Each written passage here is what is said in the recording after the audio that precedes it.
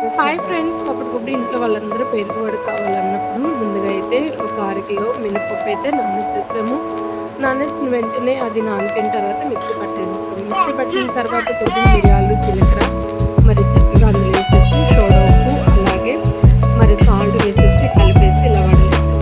ఒక 3 హాఫ్ లీటర్లు పెరుగైతే చిక్కటి పెరుగు గడ్డ పెరుగైతే మంచిగా ఒక బౌల్లో మరి వేసేసి బ్లెండర్ అయినా పెట్టేసుకొని కొంచెం మిక్స్ అయిన పట్టేయచ్చు. లేదు అని అంటే కొవ్వొంతో చిటికేసుకొని ఇదిగో ఈ కన్స్ట్రక్షన్‌లో మనము చేసుకోవచ్చండి. మరి ఎంత బావుంటదంటే అలా మనము మొత్తం చిటికేసేసుకొని కాల్చిన వడలన్నీ అందులో వేసేసి ఒక 10, 20 నిమిషాలు మరి ఆ పెరుగులోనే మనకి నానాలండి. మరి చక్కగా అయితే అలాగా వడలన్నీ అందులో వేసేసి ఇలా పోపు పెట్టుకున్నాను. మీకు ఆప్షనల్ అండి. మీరు పోపు పెట్టుకొని ఇష్టం పనైతే ఏసుకోవచ్చు. మరి ఒక కడాయిలైతే ఆయిల్ వేసి మినపప్పు, జీలకర్ర, మరి పచ్చిమిరపప్పు, ఇవన్నీ కూడా ఆవాలు వేసేసి చిటపటలాడిన తర్వాత కరివేపాకు వేసి అది కొద్దిగా వేగిన తర్వాత మరి ఆ పెరుగు వడలైతే చక్కగా అయితే మరి వేసేసుకోవచ్చండి. పోపు పెట్టుకున్న దానివల్ల టేస్ట్ అనేది చాలా బాగుంటుందండి.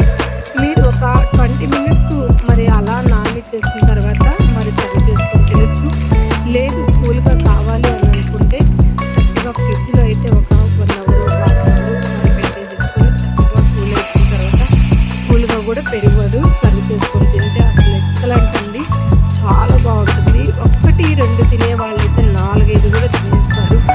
టిఫిన్‌కైనా బాగుంటుంది, నైట్ టైమ్ అయినా బాగుంటుంది, ఆఫ్టర్‌నూన్ అయినా తీసుకోవచ్చు, ఈవినింగ్ స్నాక్స్ లాగా కూడా మరి పెరుగు వడ తీసుకోవచ్చు. మీకు నచ్చితే లైక్ చేయండి, షేర్ చేయండి, సబ్స్క్రైబ్ చేసుకోండి ఫ్రెండ్స్. చాలా ఈజీగా పెరుగు వడ అయితే మనం చకచకా ఇలా చేసేసి రెడీ చేసి ఇంట్లో వాళ్ళందరూ కూడా చక్కగా పెట్టేసుకోవచ్చు. ఇలాగ నేను పోపు పెట్టేసుకున్న దాంట్లో కాస్త కొత్తిమీర